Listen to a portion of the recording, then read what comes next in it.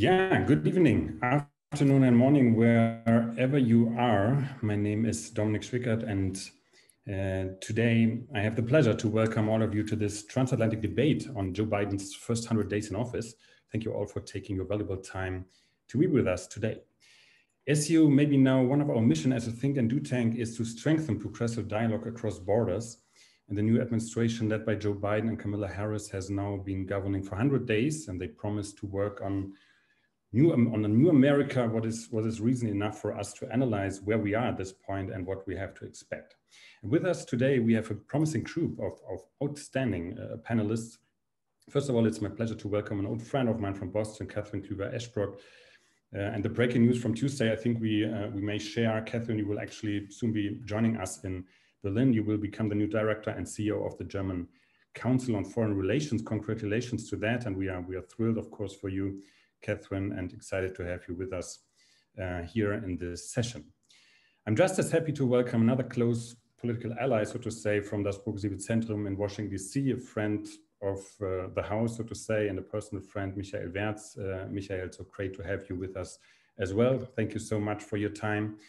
And third, I'd like to welcome Muthoni, Wambu, Kraal, who I had the honor to meet digitally at our annual Progressive Governance Summit, actually last year.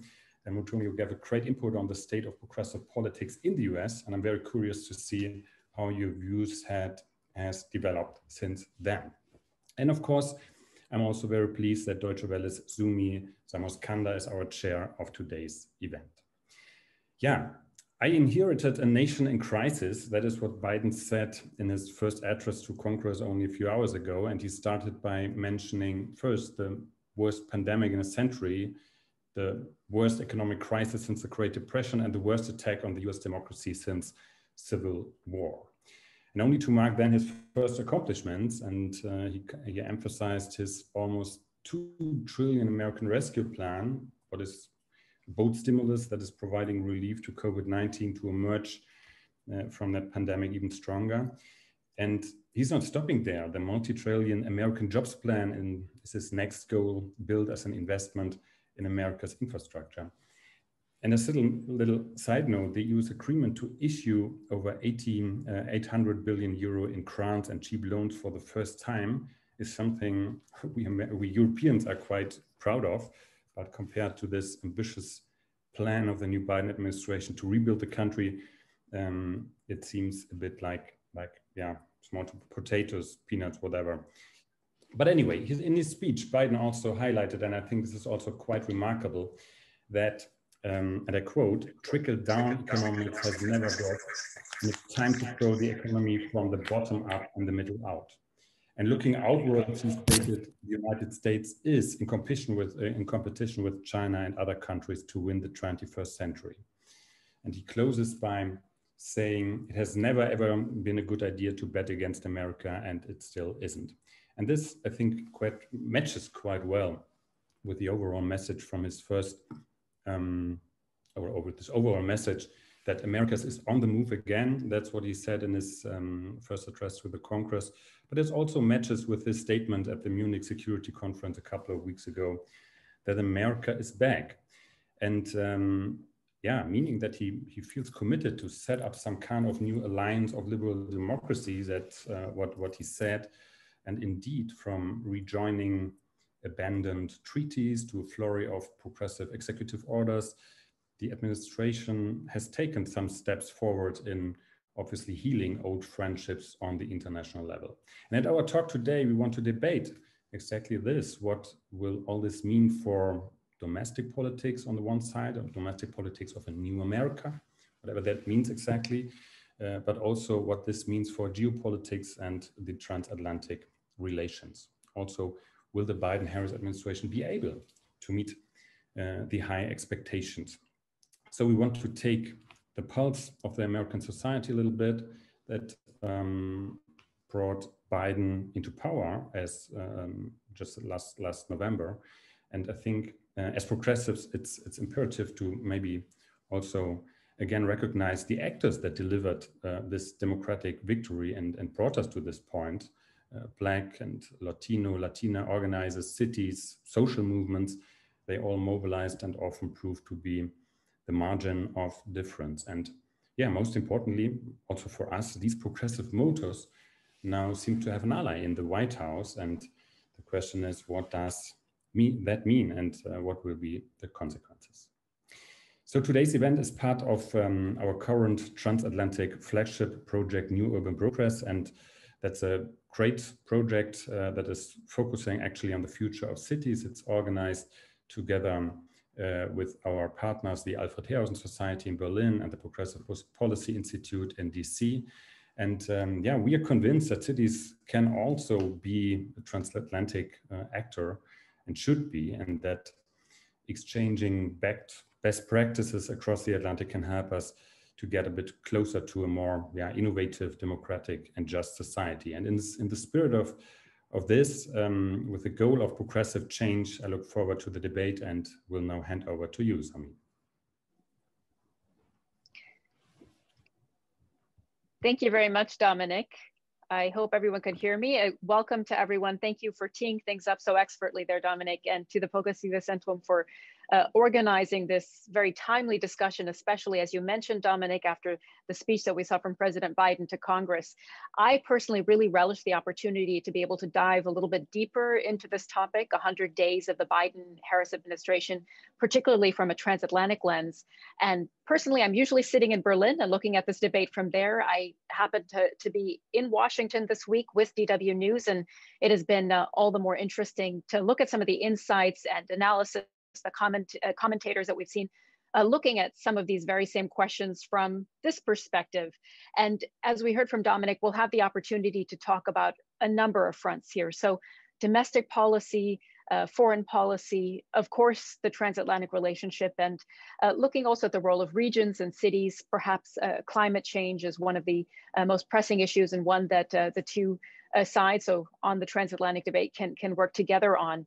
And we know that from the German side, and certainly European side, there were a lot of high hopes placed on this Biden-Harris administration coming in. And so one of the questions we'll be talking about is, has the administration so far lived up to those expectations? Can it? And on the other side of that coin as well, we know that the Biden-Harris administration has expectations for European partners on security and peace, and also on, again, climate change, where they can work together. So these are the fundamental questions underpinning our discussion. But I want to get straight to our guests, because I'm sure all of you also want to hear their insights as much as I do. And I'll just say that it could take me probably around half an hour or so through their detailed bios, their impressive list of roles and responsibilities, but I would direct you perhaps to the Progressive Zentrum website to get a little bit more detail on that, and instead just give you a pretty brief introduction, as Dominic already teed that up as well, to our guests. And I'll start with Muthoni Wambu Kraal, who has worked on progressive politics for over 2 decades with political leaders and parties in the US, and also, of course, internationally. And she helped Democrats. She was part of the campaign to win back the White House in 2020. So certainly we'll be very happy to hear what she thinks of President Biden's first 100 days in office. Welcome, Muthoni. We also have Michael Werz, as we heard from Dominic there, senior fellow at the Center for American Progress. And Michael has spent more than 20 years working on US and European affairs, with a particular focus of late on climate change and migration. And as I already said, those are some of the issues that we want to discuss. And last but certainly not least, Cathryn Clüver Ashbrook, the founding and executive director of the Future of Diplomacy Project at the Harvard Kennedy School. And Cathryn also has a book on the role of cities internationally. So she is well placed, obviously, to talk to us about regional cooperation. And from my end as well, Cathryn, a very warm and hearty congratulations to your new role at the DGAP, where I had the good fortune to work as well. And we're happy to have you back in Berlin. So with that, I say we could get started with our discussion. And to all of you who are joining us, I just want to remind you that we do have a question and answer session later at the end of our discussion here. So please do put your questions as soon as you see fit into that chat function. And the good folks at the Progressive Zentrum will actually be selecting the questions and bring you in live right into our discussion. So you will be able to ask your questions directly. So do fire away. And with that, I will fire away with my questions to our guests here. Perhaps a little bit of a lightning round to get us loosened up a bit. And maybe Muthoni, we can start with you, then Michael and Cathryn, just because that's the order I have you on my screen at the moment. Muthoni, what surprised you most so far of this first 100 days of the Biden-Harris administration? Well, thank you so much, Sumi. And thank you to Dominique and everyone at Dust Progressive. I don't think I was surprised by much other than the speed. And, you know, I obviously worked very hard along with a big, expansive, diverse team of people and organizers across this country to elect this ticket. And did so having worked for Joe Biden previously in my career. And it was an honor when he became the nominee to do so again. And Senator Harris, and recognizing in her role as vice president, who they would be as a team. And together, what has happened is something phenomenal. The American people responded to their message of bold transformational change. And I'm really proud of the organizers that have stayed right alongside this administration, taking no chances and recognizing that part of the job is you got to keep going. It's not enough to get people elected. You have to keep going, and you have to make sure that your issues and your priorities are right in front of them the whole time. I think they knew that this president and vice president were going to be expeditious about having to undo a lot of the harmful laws in place by the Trump administration. And, you know, it's a race to figure out what's going to be the priority in the first 100 days. I think that we saw a lot sitting inside of that speech last night. And again, I give a lot to the progressive organizations that have been working year over year to really make sure that the care economy and some of the other sort of redefining of infrastructure that is taking place and that you hear coming from the president, that has been because organizers have been successful. And I think that this is really important to point out, because this is the kind of relationship we have to have with our elected officials. It has to be ongoing. It has to be engaged. You have to be leaned in. It needs to be diverse. And that is why we are seeing the results that we're seeing. So I'm super thrilled. None of this has come with any Republican vote. All of these changes that these folks are seeing right now is a Democratic trifecta. And that is what having the White House, the Senate, and the House is bringing. $1,400 checks. It is bringing COVID relief to 73% of us. It is bringing the kind of popularity that Joe Biden is enjoying right now at 53%. Okay, Muthoni, thank you. So expeditious, certainly, you're saying, is one of the surprising elements. Michael? Yeah, I completely agree with Muthoni, and I think the country owes her and all the other people that make sure to get Joe Biden, Kamala Harris elected a great deal of gratitude, because as the president said yesterday, we should not fall under the illusion that democracy has been saved in the United States. His election is a respite, and over the next 3.5 years, we will have to prove as a country that we will elect another president in 2024 that positions him or herself within the constitutional traditions that have coined the body politic in this country, which obviously over the past 4 years has not been the case. I think what is especially surprising in the president's speech, although we had a good feeling of where he would end up being, is that he ended up being where he ended up being, because Joe Biden was at the center of the Democratic Party in the 1980s and 1990s, when the party, compared to European standards, was a center-right party. He was part of promotion, economic globalization, embraced free trade, fiscal responsibility. But to his credit, he is again in the center of the Democratic Party that has shifted to more what it would be akin to a social democratic or center-left position in the European context.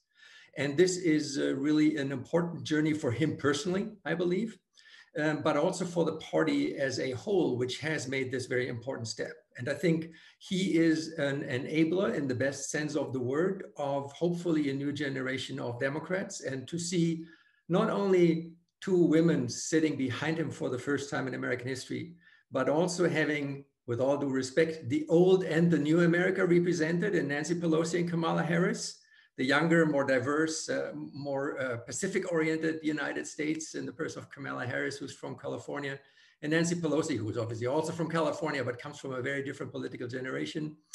There was much more, there were many more surprising things in the president's speech yesterday that had to be read in between the lines than the stuff that he has said explicitly, which was basically trying to accomplish what he has promised during the election and the electoral campaign. Okay, Cathryn. Well, Dominic framed this as a debate. I'm not sure how much debate you're going to get out of this conversation, but you're going to get a lot of nuance in this, I think, next hour.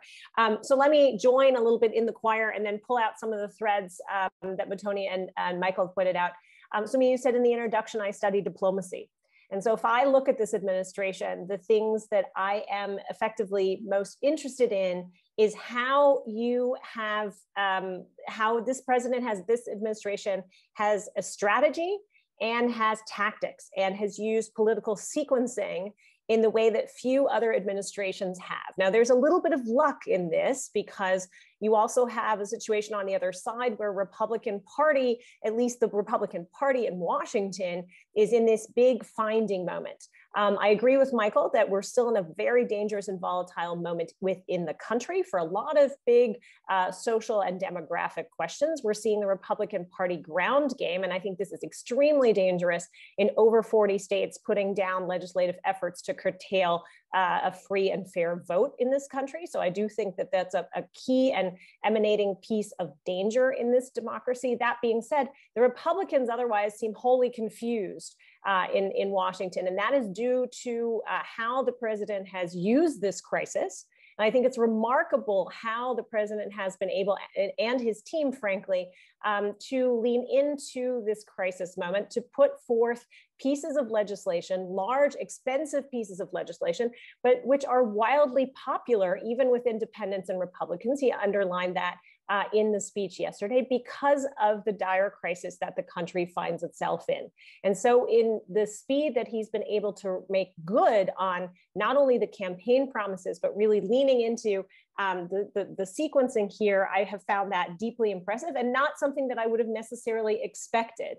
But it just goes to show that the skill of a Joe Biden, who is really truly a political animal and who has risen to the occasion, all the fears that people have that this would be a gaffe-prone president, that he would, not be able to communicate a clear narrative. He's followed that right through the campaign. As Muthoni said, he spoke directly to Americans in the campaign. He spoke directly to Americans yesterday in the bicameral speech in Congress. I have found how he's tied those elements together vital. And then one other thing that we became accustomed to in the Obama administration was that, Obama very clearly said, look, this is a team game. I won't have all the answers, but together, we will do this together. And Biden no longer has to say that. Unlike Trump, he is not actually all that present all the time. Again, here, I think he's been very strategic in letting the vice president lead out front on a number of the big social and demographic issues we have to address. He's looked to other parts of the administration to convey his message.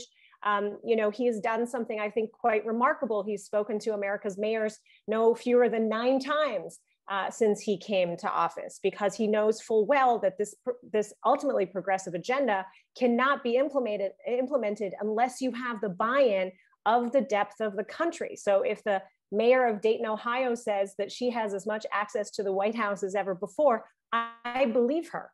Because this president has realized that, he needs other people to carry the water for him. And part of the flip of the political style is that he does not want to, sort of take up the same kind of political space as Donald Trump. This needs to be progress that's carried by the depth of the country. So the fact that that this strategy, shots in arms, as Muthoni was mentioning, checks in pockets, and then ultimately spades in the ground connects so well is because he knows how to use his political capital. He knows how to sequence things well, and he knows how to read the mood of the country. And I think in combination, that actually is quite a remarkable achievement in 100 days. So we've heard there from all three of you some of the things that have worked well in the first 100 days. Perhaps one more short question with reaction from all three of you in the same order, perhaps, before we drill down a little bit deeper into some of these questions. Is there anything you think has not worked in these first 100 days, a shortcoming perhaps, or something you would have liked to see? Muthoni. Well, I think that there were some mistakes that have been made, but I was very pleased to see how quickly the administration knows how to recover. And when they've made mistakes, around immigrants and refugees, for instance, the president himself came back and said, I'm sorry, and retracted and decided to start moving in a different direction. They are being responsive to the people who brought them here. And I think that is an incredibly important thing to note. Joe Biden's evolution, to what Michael was saying before, is really critical to his leadership style right now. And the fact that even when they make mistakes, they may, which they have had a couple of times, not just him, but the vice president as well, they know how to say, I'm sorry, to own it, and to circle up with partners and to start figuring out a new path forward. Michael. Yeah, I think we once again agree. There is, to a degree, there are self-imposed limitations. I feel that maybe less the president, as Muthoni says, but many of his staffers, especially the older ones, are sometimes a little too cautious because they expect pushback from the center of society, and even more so from conservative segments when it is about issues like migration, refugees, when it is about international engagement, multilateralism, and so on and so forth. That's something that needs to be sorted out. The president yesterday didn't spend much time in his speech at all to talk about international affairs. I think one of the most remarkable moments, though, was when he was going on about the metastasizing threat of Islamic terrorism in the world, and then without losing a breath, was talking about white supremacy as being an even bigger threat. So that's interesting that foreign policy, foreign affairs, and national security policy gives them the opportunity to talk about very, very complex issues domestically. At the same time, he insisted in buy American and produce more here in the United States, which is not only complicated in terms of international supply chains, but it is also obviously something that is making many of our allies in Asia and Europe very nervous, because they don't really know what the president means by that America-focused and America-centric form of economic and foreign policies that he suggests. So I would say, rather than mistakes, it's the huge task of redefining American politics on a global scale in the midst of a pandemic and a very awkward economic and international situation. But I mean, we got to give the old man a break. It's only 100 days, 3 months for a country the size and the responsibility of the United States is just nothing. Cathryn, can you give the Biden-Harris administration a break? Well, first of all, we are going to have a debate, because I actually disagree with a couple of things that Michael said. So I'm looking forward to getting into the international policy bit, because I actually think it's a stroke of genius to combine, to make very clear that the lines between the domestic and the foreign are now blurred for a country, 3 million people, an Asian and Atlantic power, and putting his whole narrative about democracy and that as being the touchstone, the power of our example and the example of our power. I think that's vital. And I think that's something that will actually speak to a lot of European audiences, but we'll get into the nuances of that in a moment. I do think that this calculus, so as much as I praise the tactics and the sequencing and the strategic outlook of this administration, I do think they're very much also looking into the political landscape, right? We have an election that's looming in 2022. And as Michael alluded to in his first answer, the fear of the populist wave returning with a vengeance because the Republicans are able to someplace pull a rabbit out of a hat led to this decision to, announce this number around refugees and asylum seekers, which, as Muthoni pointed out, then they immediately had to rule back in. So I think, you know, getting all the team in place, getting, you know, getting all the voices assembled will help this president. I think some of the decisions that are being made are really, you know, you're weighing that how far you can go in right now redefining the American social consensus, because that's really what's happening, which is why the Biden name is now being spoken in the context of FDR and Truman and also Reagan, because those were presidencies that redefined the undergirding of the American social consensus. And so, you know, they're trying to figure out in the first 100 days, how far can they push it and still, you know, not lose touch with a country that still is divided, where we have some explanations for how we ended up this way. And of course, that was years in the making, but we don't have all of them. And so I think I'm with Michael in terms of giving the administration a break, but also understanding that, you know, they stand ready to bring, you know, to make sure that not only, you know, the bureaucracies are filled out in a way that then they can take more decisive action, but then they're also closer in terms of a seismograph to what's really going on in the country. And I really think Muthoni's point about taking responsibility and leadership is a vital one, because for 4 years we saw none of that. And so I think it's important that we have an administration that says, you know, we're figuring it out. We have a plan, but we're figuring it out, and where it goes wrong, we take the responsibility. Cathryn, I'll just follow up right with you since you've just finished. And as we drill down a bit into the domestic policy aspect, you talked about redefining a social consensus. And as Muthoni mentioned, an administration taking responsibility.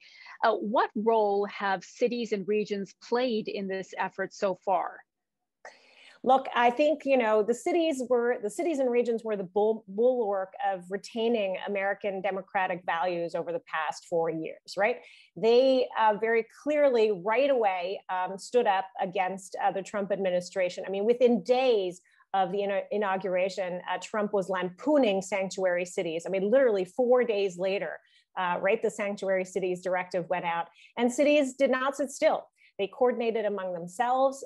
You know, you had over 190 American cities, regions, and businesses bond together in America's pledge saying, you know, we're going to hold fast to the Paris climate change goals. In fact, we're going to take them further than that. We're going to do it in an evidence-based way so that when America is back at the table, we can point exactly to what works in our cities and how we can continue to push the envelope. The fact that then the president received a letter this week by 700 business leaders that said, yes, let's take these climate change goals a step further and really show up in Glasgow in November with, you know, things to show for ourselves. That just speaks to the fact that, you know, the urban collective is still the glue that our cities, you know, if you look at Los Angeles and New York, they compete on a, you know, GDP productive scale with major countries around the world. They are still the drivers and will be the drivers of a continued American growth for all the problems that cities have endogenously, because density always exacerbates social inequality. You know, everything we've seen around the pandemic, American cities have proven incredibly resilient politically over the 4 Trump years because they immediately bonded together, and they proved, you know, their capacity to reach out internationally. I mean, Los Angeles was sourcing PPE when the president said, you know, our sanctuary city types are not going to get the material that they need. You know, Los Angeles, Eric Garcetti, Nina Hachigian, and, you know, same thing is true of Bill de Blasio and Penny Abawaderna. They were on the WhatsApp group figuring out how they were going to get PPE to their cities, into their hospitals with international partners. So, you know, obviously, this is my work. I'm incredibly convinced that, you know, so much of what can happen in this country, even though the political system is structured against the urban, that the urban motor, that the progressive spirit that lies within cities can get things done politically in a way that, you know, in many other circumstances can't be done. And we've seen that the president has recognized that. The State Department is pushing this idea of having an office of subnational diplomacy at the heart of the State Department. So I see that there's a lot of progress there. There could be more, but they have played, I think, the backbone role of making American democracy still work and still be attractive to you know, the world internationally. So can I add to that as well? Yeah, please go ahead, Muthoni. It's because I work with our Democratic mayors, and I'm also doing a lot of work with progressive groups who are putting together concerted, organized efforts to help the president to build that social consensus. This is not something that the Biden administration can do by itself. This has got to come from the states, from the ground, from the communities. And so, again, it is absolutely critical. And I think for any of the folks who are on who may be with any of the political parties, particularly the progressive ones, you know, this is where we have to show up.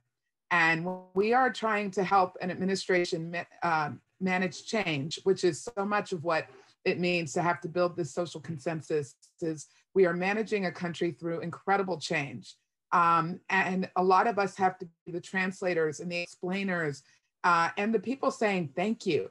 And, you know, because oftentimes we can be the ones sort of constantly poking at and critiquing and not giving credit where credit is due. And that is very harmful, frankly, especially in a democracy that is experiencing the level of fragility electorally that we are in the United States. And so to Cathryn's earlier point about the elections that we are about to go into, absolutely that has to be a part of the calculus, not just you know, from a pure raw getting reelected, but from what Democrats being in power right now means.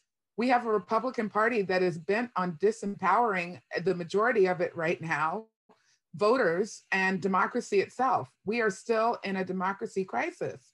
And what we are trying to prevent right now is that. And so going into midterm elections, this is not sort of a ball to be batted around. This is absolutely still the battle for the soul of this country and for a process that either is going to empower people or completely put us on a different path.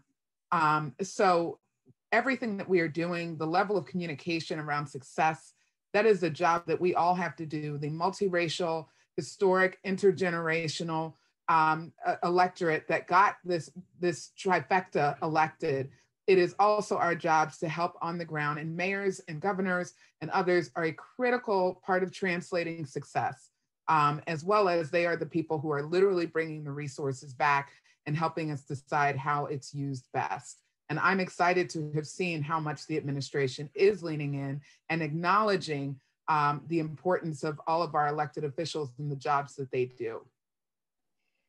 Michelle, maybe I can pick up on some of those points with you here. We heard Muthoni just saying democracy in crisis, as well as you know, talking about some of the underlying issues and threats to the democracy, to American democracy. You know, we've heard almost like as a mantra from President Biden that he wants to unite this country specifically, excuse me, after 4 years of President Trump. Is he going to be able to do so, or is this a far larger undertaking? He's certainly trying, but I think the chances of success are really limited, because we have to look at the other side of the political spectrum and maybe also look back. I mean, look, I still remember in 2006 when the Al Gore movie, An Inconvenient Truth, came out. We really thought we had won the discussion and the argument about climate change. And it was the same year where Lindsey Graham and John McCain and President George W. Bush pushed for immigration reform in the US Congress. This was 15 years ago. And so we have to recognize that there is no linear development towards deepening democracy in the United States, even though we thought with the Obama election that we had made a great step, which then turned out to be much more ambivalent than we thought. My great concern is that you have a sizable chunk of American society, and I'm not talking about the hillbillies in the Midwest that have been overanalyzed and over-described in newspaper articles and essays and movies. I'm talking about a massive segment of wealthy, established, and educated middle-class Americans that have de facto gone into mourning because they see that they lose illegitimate privileges as whites. They have fallen out of love with the more modern and more diverse America. And they have, to a certain degree, decided that it is time to declare bankruptcy on traditional conservatism in the United States. And they have emigrated from the inventory of American democratic and constitutional traditions, and that was fed by a moral inventory of the struggle for civil rights and the US engagement in 2 world wars in Europe. And so that chunk of society, and it's at least 30%, that is alienated from modern America, and in order to rationalize their positions, have to leave behind science, enlightenment, and rational arguments, because what they feel cannot be made compatible or fit with the reality in this country. That amounts to a unilateral foreclosure of the social contract that has been undersigned by many Americans. And so the question is, how do you get these people back into a policy conversation, much less into a notion of cooperating with a government that many, if not a vast majority of them, see as illegitimate. And if you look at recent polling, it's very interesting to see that the 3 big laws, these historic legislative enterprises that the Biden administration has embarked upon, they have at least 2/3 support in American society. But the president himself only has an approval rating that is a bit over 50%, considerably below what Obama had at his time in the administration. And this shows that there is a complete disconnect between the political, social, and cultural realities of the country and the opinions that people kind of form of these contexts. And I am kind of moderately pessimistic that this will impact the body politic in the United States, because we have a 2-party system that is based on the need of finding consensus. It's not that you have 10 or 15% of people that kind of vote for a fringe party in a multi-party parliamentarian system, European style. And so I think this is a real challenge, especially, I mean, Cathryn has rightly mentioned the activities of the big urban centers, but you have to recognize that we have the House of Representatives is more or less representative of the American voter. The Senate is not. In 2018, the Democrats had 18 million more votes than the Republicans and lost 2 seats. And the Census Bureau argues that in 2040, 50% of the American population will be represented by 16 senators in heavily urban spaces, and by 84 senators in more rural spaces in the United States. So I think there's a lot of questions that we really don't have a good answer to.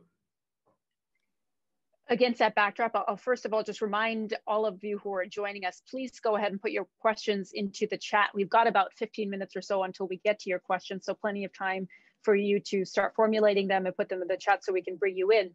And in the interest of time, although I would love to discuss more about this domestic aspect, perhaps we move on to foreign policy at this point and talk about the transatlantic relationship. And Muthoni, I'd like to start out with a question about, you discussed the coalition, the broad coalition that the Biden-Harris administration has brought into the White House.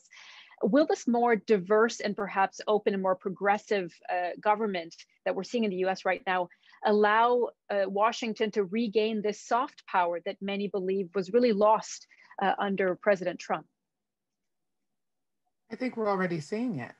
And I think that we've already seen it. Look, the important thing to note about Joe Biden is that this is what he made his Senate career on, was really studying and becoming deeply immersed in international affairs. That was his Senate committee. It is a part of his passion. And this has been a part of what he came to do when he first ran for president. And so this is not someone who is going in any way to steer us into some sort of isolationist domestic policy focus, even while we are coming out of a quadruple crisis. You saw an administration that very quickly sort of blanketed in all of the directions that we needed to turn to. And there is a lot that is informing that. I mean, this is a president who came out even on the issue in Nigeria, and is speaking out about human rights violations when we see them in places that haven't seen the voice of the President of the United States in quite some time having something to say. So yes, I think that this is, and I will leave this to my other two colleagues on this call to really dig deeper. But the coalition, when you are inside of one of the largest, countries in the world, made up of this many immigrants and people who are helping to inform our policy in a way that is not just US focused, but so many of our experiences are informed by our journey here to this country, including Joe Biden's, and recognizing that he sees that part of himself and that part of his heritage as something that really does connect him. And I think that's a very important point, lens to keep in mind when you are looking at the man behind the decision making. And he put a lot of thought into who was going to be representing his foreign policy and on these different and incredibly important committees. So I would turn to my other panelists on this, but I think that we are already seeing that softened tone. I think we are seeing more communication. I think that, his firmness on Russia was very important, on Putin in particular. And that, but that Biden is, so far, he is seeming to handle things in the right way. Okay, so the messaging is certainly coming from the Biden administration. Cathryn, how receptive do you think the US's partners in Europe are at this point to that message? Can that trust be restored, and has it already in these first 100 days to a certain extent? So I was at a similar event on Monday with the German foreign minister, and he was asked how much has changed in the transatlantic relationship, and his short answer was everything. For me personally, everything.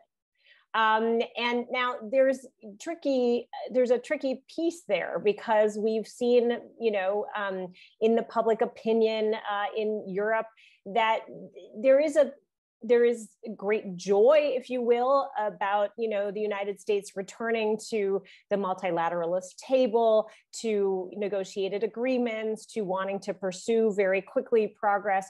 Muthoni mentioned Russia, but progress on the Iran deal. And then coming to an accommodation or a better understanding. This is going to be very difficult to nuance, and I'm sure we'll get into this in the rest of the conversation, in terms of relationships with China. And that was one of the overarching themes of the speech yesterday evening. But, first of all, to show that presence, to try to rebuild the trust. You spoke of the soft power. The Europeans are a bit reticent to buy fully into that, because they too, and here we are, we have a different circumstance than maybe even 10 or 15 years ago. Germans in particular look very closely at the domestic political environment in the United States. They understand very well, and to a degree of nuance, I think that other Europeans might not pay as close attention to the kind of issues that could drive another populist surge into the midterm elections, or something that could tip the switch again in 2024. Now that's potentially very has something to do with a pessimistic German nature, but that's certainly something to contend with. So, the Biden administration has made sure that it has a number of committed transatlanticists right at the heart of decision-making, people that I've worked with very, very closely. I mean, they've been my colleagues at the Kennedy School. Half of the offices at the Kennedy School, if we were all together instead of virtually, would be emptied by now. And so in that sense, in terms of the personnel who will be handling these very difficult issues, and we have a number of them, figuring out a nuanced relationship and, balancing a triangular relationship, Europe, China, United States, is going to be the primary concern ultimately of the transatlantic relationship. Figuring out how we deal with defense issues on particularly the eastern and southern flank of the European Union, where the United States is going to expect, rightly so in my mind, but potentially more convincing to be done internal to Europe, that Europe take the lead there, so that the United States can be focused on questions in Indo and Asia Pacific, and can be focused on the grave questions around how to address the challenges that come from China, but also the collaboration that we need internationally from China. So, and then there's all the sort of more nuanced questions on energy policy, on relations with Russia, Nord Stream 2, all the things that are already on the table. So there will be much to do.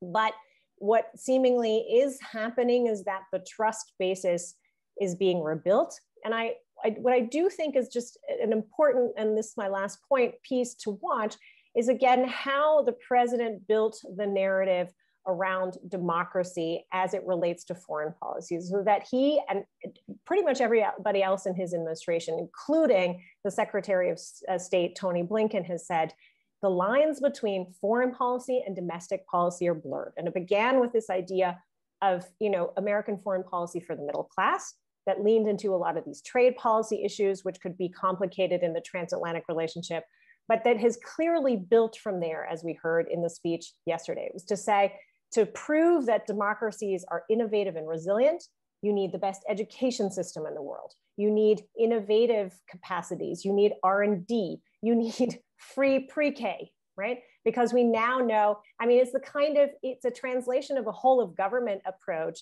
that Obama put into place, but it seemed very technocratic at the time. He's found a good way of telling that story and linking it to the foreign policy challenge, which is China.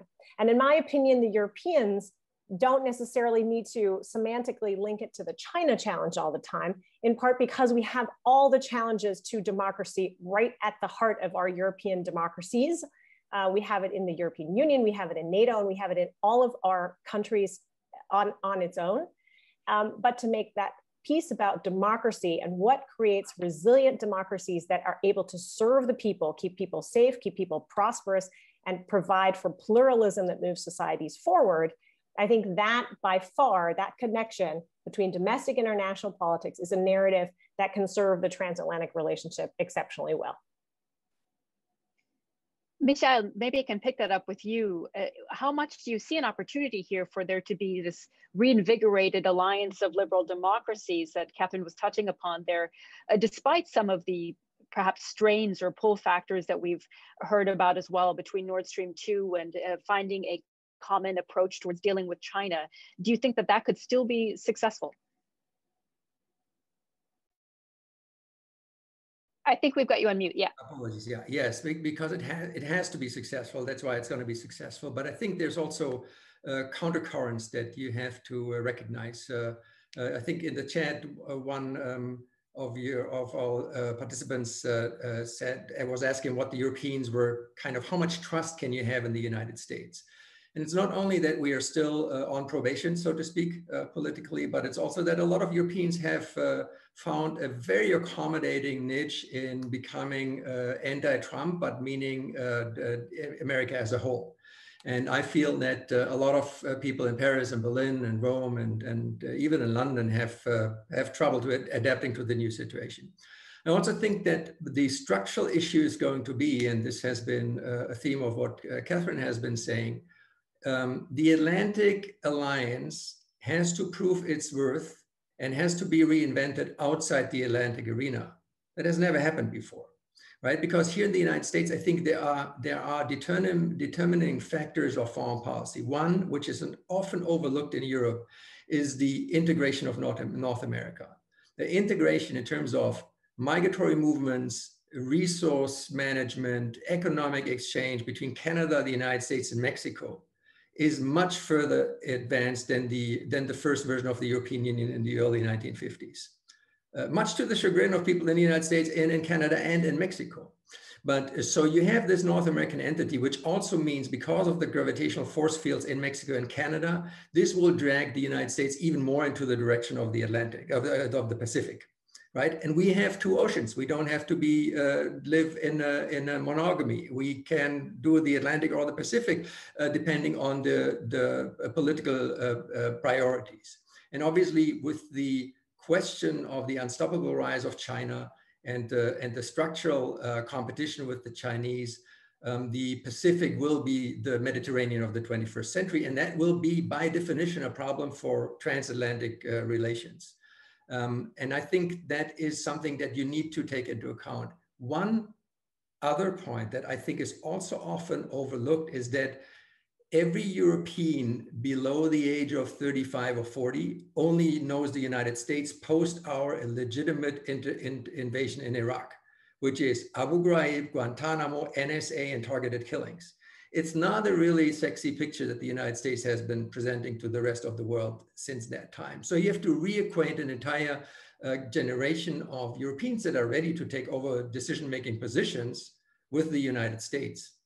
Something is similarly true in the United States, because since the US Army, which was the biggest exchange program for lower middle classes, is not working anymore the way it used to, with 130,000 soldiers stationed in Germany alone in 3-year rotations. That was a transmission belt of international experiences and also experiences of solidarity and kinship. And younger Americans are much more diverse, and they're much more likely to be, in terms of family ties, to be focused towards the Western Hemisphere or the Pacific arena. And so I think we should not underestimate the structural challenges. The political elites will make this a success story one way or another, and there will be increased cooperation. But it would be a massive illusion to think that we can go back to 1989 and pretend the end of the Cold War, the diversification of American society, and the tremendous changes of Europe have not happened. That's a really important point, Michael. And I'll just say give one more reminder to our participants that you can continue to put your questions in the chat there. We just have a few very quick minutes. I'm keeping my anchor woman eye on the clock here, and we don't have much time left for our debate before we get to the questions. So perhaps, excuse me, just accidentally muted myself. One more question to the three of you, and Muthoni, starting with you. If you could perhaps share your biggest priority for this new Biden-Harris administration, I think we can still say new, in terms of reshaping multilateralism and the transatlantic partnership going forward, if we talk about perhaps the next 100 days and going on from there. Well, my biggest priority falls in line with what Joe Biden said he was coming to do, which was first and foremost to lead by example. And if we are leading by example, and I think one that is, I know that Michael said that, and he's not wrong, that there are many who are unhappy with the diversification of society and the movement. But I think that that has been one of America's strengths that has endured even through the worst of times and even through Trump, was the fact that we have had some really powerful figures who are really speaking to organizers and to progressive leaders across the world. People are calling me about Stacey Abrams. People are calling me about, many of the leadership and the movement styles that we have really pioneered here. And I think that there is something about the American story that has to include last summer. I think that there is something about the American story and protest and the ability for organizers to really be having a moment right now that has caught fire across the world, to be something that is a part of what we are thinking about as well. And I often think these things are sort of segregated when we are thinking about our transatlantic relationships, but they shouldn't be. It is absolutely a part of what Joe Biden will be representing. I think it is a part of the soft diplomacy tactics that we are talking about. And I think that, what I want to see is, I want to see more of this. I think that we have probably in our political infrastructure a lot more diversity than many countries. Politics and electoral politics is still often a very elite space. And it is often the least diverse, and yet the people and the policies that are impacted, when you wonder what opens the door to populism, look no further than a stagnant party that has not made room for new voices and for the demographics of changing countries to really be reflected in the leadership. And I think that the United States has been a leader in that. And that is something that in my own work, that is a lot of what I am doing, is really looking to help recruit and to help talk to more of our progressive parties and saying the least progressive thing that you can do is to continue to look the same as you did in 1980. And for your leadership and your ideas to not reflect that of so many of the changes that are happening in many of these European countries as well. Thank you, Muthoni. And I think that's an important point you mentioned about the rallies for racial justice and how they really became a touchstone for similar rallies around the world, showing also what people relate to in a place like Berlin, where we saw a massive Black Lives Matter protest after the killing of George Floyd last summer. Michelle, maybe we can get your opinion on this very same question, what your priority would be from this new administration going forward. Look, I think one of my priorities, especially when it comes to transatlantic relations, would be more diversity at the State Department. And not in the sense that the State Department needs to look like America and it's great if we add a little bit of color, but because of a strategic assessment, knowing that people that come from immigrant families and people that live in minorities in the United States have just a very different perspective on society. And they also will look at different societies across the world in a different manner than middle-class white representatives will be. And unfortunately, in that regard, Tony Blinken doesn't have a strong track record. If you look at the key positions that are important for Europe, Deputy Secretary of State Wendy Sherman, God bless her, great, very achieved woman. Under Secretary of State for Political Affairs, Victoria Nuland, escapes my imagination why a Trump nominee needed to be promoted. Assistant Secretary Karen Dawnfried for Europe and Eurasian Affairs, a great president of the German Marshall Fund, and then at the National Security Council, Amanda Sloat. So if diversity for you is promoting white middle-class women, then you have had great achievements at the Department of State. If you think about the US diplomacy depending upon new interlocutors that are also demonstrating to our European and Asian partners that the United States is maybe not the country that they know from visits at Harvard University and in Washington, DC in the political circles, then we have so far at the State Department a very, very mixed scorecard. Michelle, if I could quickly follow up on that, what does that look like to you to be able to change the entire core, perhaps, or the structure of the State Department to diversify? Because that would, to me, connote perhaps a fundamental change in how the State Department is promoting people through its ranks. I think, I mean, there has been a lot of work done going all the way back to the 1980s and 1990s when African-American employees of the State Department and later Latinos and Asian Americans built lobbying groups, so to speak, within the organization that led to changes in the application processes that were more sensitive, or let's say more open to diverse experiences and would factor these in when people got job offers. But at the same time, this is also a policy decision at the top. And Secretary of State Tony Blinken has decided to mostly promote people within the department. They have, the day before yesterday, seemed to have made a decision that only 20 ambassadorships will be given to political nominees and the rest will be promotions out of the State Department.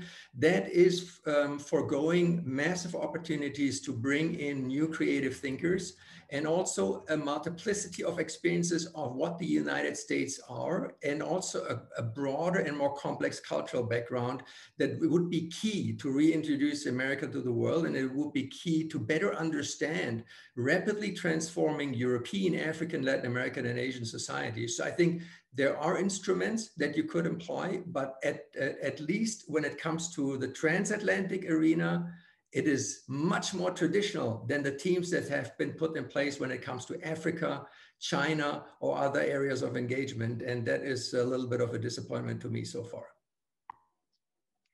Cathryn, unfortunately, I'm not able to actually finish this round with you because we do have a question I want to get to in a panelist. Apologies, Cathryn, but let's see what Mira Zaremba, who I believe is being brought into the video chat at the moment, what she wants to ask. I don't see Mira yet, but hopefully she'll be brought in here in a moment. I think she's already part of this gallery here at the moment. Let's see if we can see Mira. Can yes, you see go me ahead. now? Yes. Okay, thank you for this opportunity. This is such an interesting conversation and I'm so happy to be here and listen to you all. I'm head of strategic communication at the Progressive Zentrum, and I'm interested in the EU's role for the transatlantic partnership in the future. We have talked a lot about the US, and over the last years, a lot about the shortcomings of their policies and politics, certainly. And now we've talked about the renewal of the social consensus within the country, the renewal of the transatlantic partnership. And I would like to shift the conversation a little bit to the role of the EU. And maybe you could share if you have some take on what the Biden administration's expectations for the other side of the Atlantic are, especially in terms of foreign policy and also security policy. Who would like to field that? And thank you, Mira. Indeed, that is one of the guiding questions we hadn't yet gotten to. So who would like to field that question? Well, I'm happy to start, in part because I'm very sorry I wasn't able to lean into what Michael said about the American Foreign Service. So I've put my short response in the chat, which is to say that we at the Kennedy School have written an entire report on this, which came out at the end of last year, and in fact have testified in Congress on how we think the American Foreign Service needs to be reformed.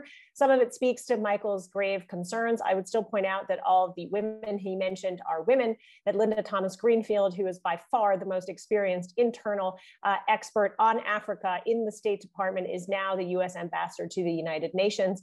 And that if you look at the rank and file within the State Department and diversity that lies within, promoting from within the State Department and making those people really the face of the country, I still think should be one of the first steps before you consider outside appointees. But you can read all about that in, I think, our really useful report, which I put in the chat.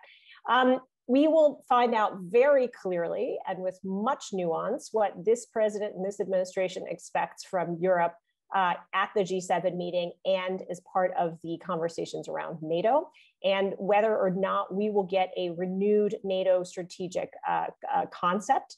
So, we have not long to wait to get more nuance on this.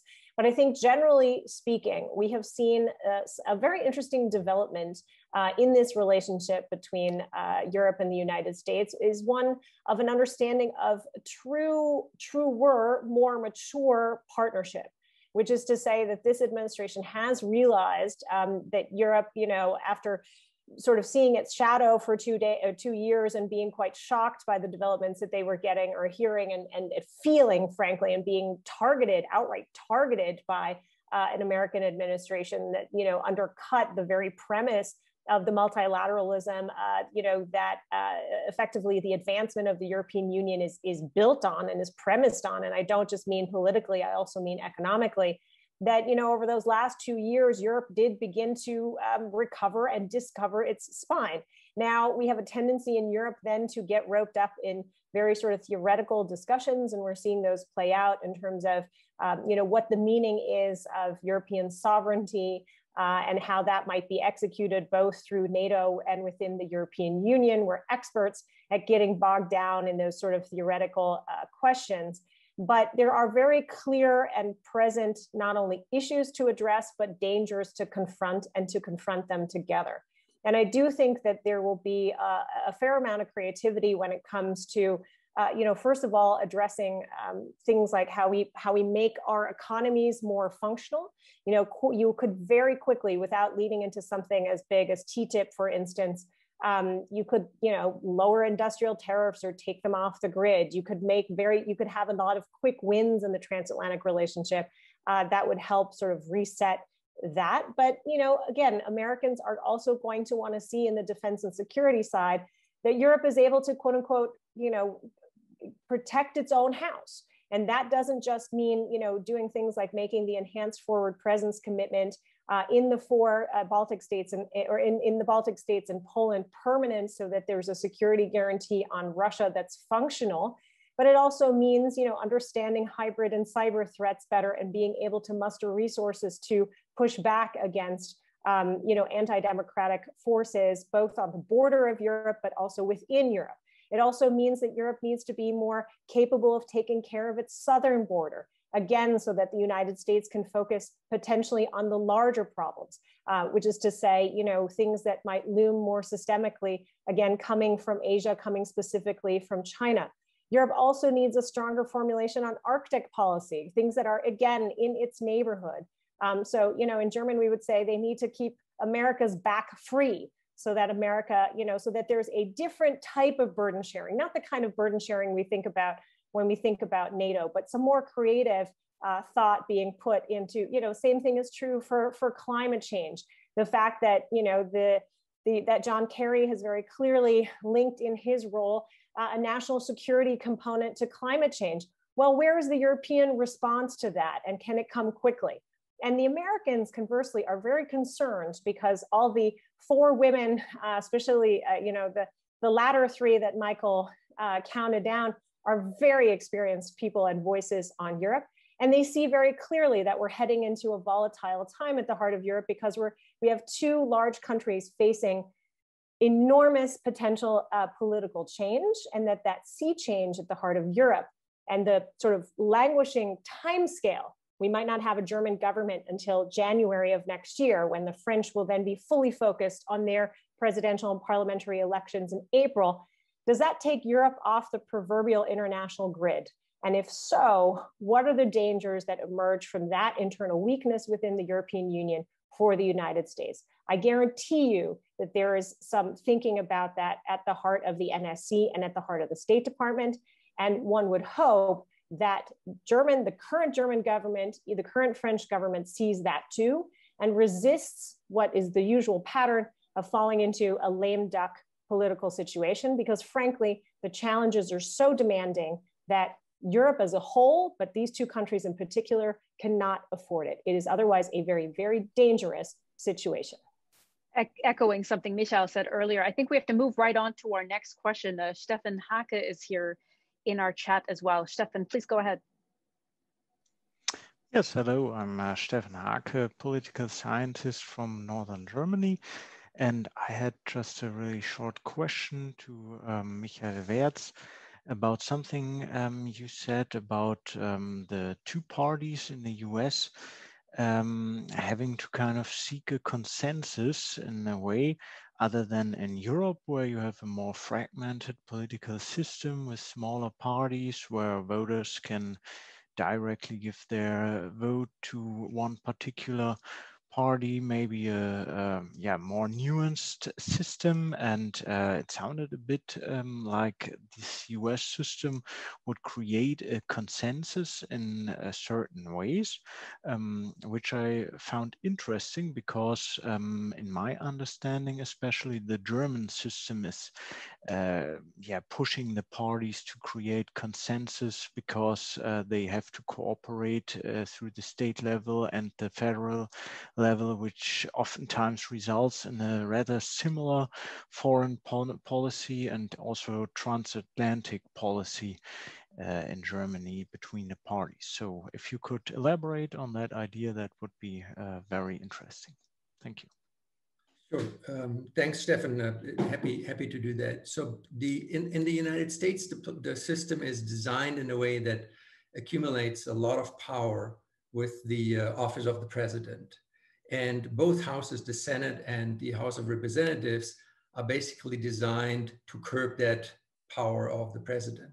And in addition, single members, especially in the US Senate, have almost absolute freedom to do what they want to do as long as they make sure that they get reelected in their respective states. That's very different in parliamentarian systems, especially in Germany, where because of the war period, the structures were established in a way that parties through nomination lists are basically deciding about half of the members that are elected into parliament, and there's exercise party discipline in a much more structured manner than it would be ever thinkable here in the United States. And on top of that, you have the opportunity in multi-party systems to create coalitions and also to exclude parties from a coalition if they are not capable or not willing to cooperate with government. In the United States, if one party decides to engage in just a fundamentalist blockade of everything that is proposed by the White House or by the president in this case, then we have a structural tension built into the system that can't really be overcome. So I was just suggesting that deliberation is really important. Just to give you one example, as you probably know, every single senator basically has the opportunity and the power to block nominations, political nominations for high-level government jobs that the president wants to put into the different ministries. And that is just a way that our system often grinds to a halt when there is a situation of political confrontation, whereas in European or other parliamentarian systems, there are often pragmatic solutions that allow to move forward.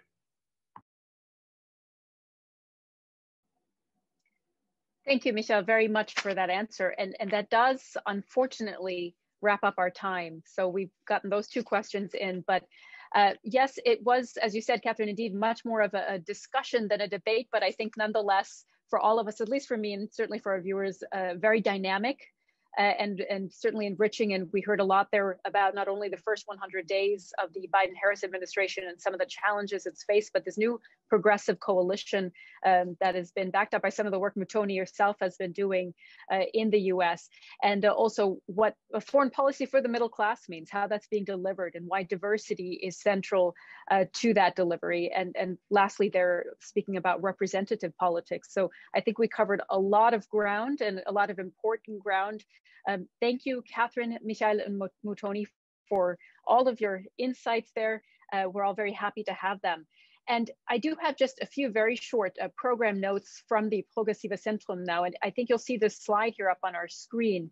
We have a reading tip for you. This is points for the Forschungsjournal Soziale Bewegungen. This is analysis and interviews that you can find here. So this is the Journal on Social Movements if you're not a German speaker. And if you check out the March 2021 issue, which was co-published by the DPZ, as you see here, you'll find a host of insightful commentaries and interviews there. We have a number of names here that you can see who have contributed to this, including Cathryn, Clüver, Ashbrook, of course, and of course, many, many others, including the Olaf Scholz, who's the Vice Chancellor of Germany, Leonor Gewessler, Austrian Minister of Climate Action, also Katharina Barley, the Vice President of the European Parliament. For any Hungarian speakers out there, my apologies for this pronunciation, but the Mayor of Budapest, Gergely Csoracsony, I hope that's correct, as well as John Nichols, the National Affairs Correspondent.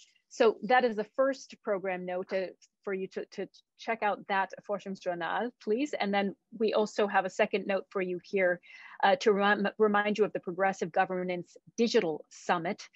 This is a yearly summit on today's most pressing political issues.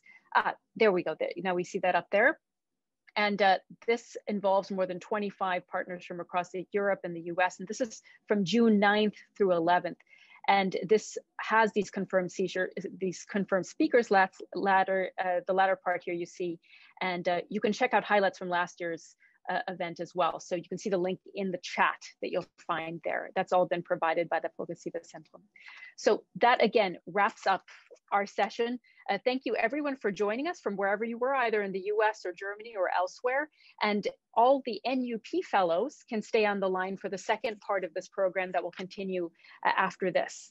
So thank you, Progressive Zentrum, and all of the partners for allowing this discussion and making time and space for it, and everyone for joining.